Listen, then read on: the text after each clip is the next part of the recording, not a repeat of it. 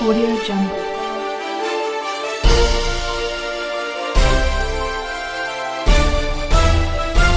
Audio Jungle। जिनके अपने घर शीशे के हों वो दूसरों पर पत्थर नहीं फेंका करते। एक फिल्म का डायलॉग है, जिनके घर शीशे के बने होते हैं वो दूसरों के घर पर पत्थर नहीं फेंकते। भाजपा पर यह डायलॉग बिल्कुल सटीक बैठता है। अपने विरोधियों को परेशान करने के लिए जांच पर जांच के आदेश दे रही भाजपा सरकार को अपने गिरेबान में भी झांकना चाहिए। आइए आज आपको इनके एक नए कारनामे से अवगत कराते हैं। इंडिया फाउंडेशन नाम तो आपने सुना ही होगा, नहीं सुना है तो सुन लीजिए और इसके कारनामों के बारे में भी जान लीजिए।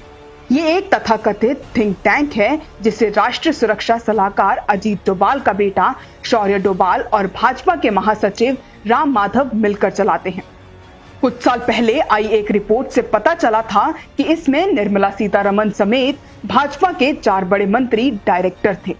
2014 से पहले तक ये महज एक ऐसा संगठन था जो कुछ मुद्दों पर ग्राफिक्स बनाता था, लेकिन भाजपा के सत्ता में आने के बाद इसकी गतिविधियों में तेजी आई और इसकी सीधी पहुंच सत्ता के गलियारों तक हो गई। पिछले कुछ वर्षों में दूसरे देशों से आने वाले गणमान्य लोग राष्ट्रीय अध्यक्ष, प्रधानमंत्री और अन्य मंत्रियों से मिलने के बाद इस फाउंडेशन में माथा टेकने जरूर जाते हैं। यहाँ बड़े बड़े सेमिनार्स और कॉन्फ्रेंसेस होते रहते हैं। सरकारें जिनसे रक्षा सौदा करती हैं वे कंपनियां इस फाउंडेशन के लोगों के संपर्क में रहती हैं। दूसरी बात गौर करने वाली ये भी है कि शौर्य डोभाल इस फाउंडेशन को चलाने के अलावा जिमिनी फाइनेंशियल सर्विसेज के नाम से एक कंपनी भी चलाते हैं। इनकी कंपनी का नाता सऊदी अरब के शाही खानदान की कंपनी से भी है। भारत की गरीब जनता को हिंदू मुसलमान परोसकर ये किनके साथ धंधा कर रहे हैं ये आपके सामने है। अब बात करते हैं अजीत डोभाल के दूसरे बेटे विवेक डोभाल की। रिपोर्ट के मुताबिक ये महाशय टैक्स हेवन कैमन आइलैंड में हेज फंड चलाते हैं।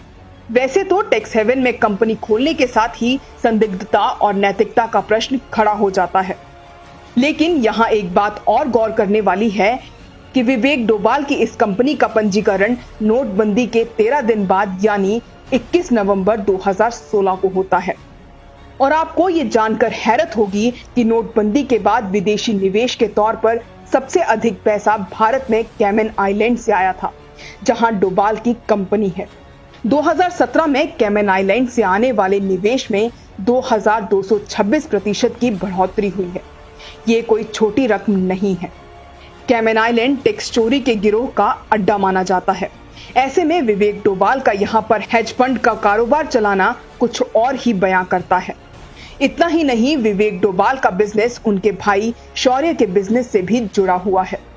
विवेक डोभाल की कंपनी के निदेशक हैं डॉन डब्ल्यू इबैंक और मोहम्मद अल्ताफ मुस्लियान। इबैंक का नाम पैराडाइज पेपर्स में आ चुका है। आपको याद होगा ऐसी कई फर्जी कंपनियों के लाखों दस्तावेज जब लीक हुए थे तो इंडियन एक्सप्रेस ने भारत में पैराडाइज पेपर्स के नाम से छापा था।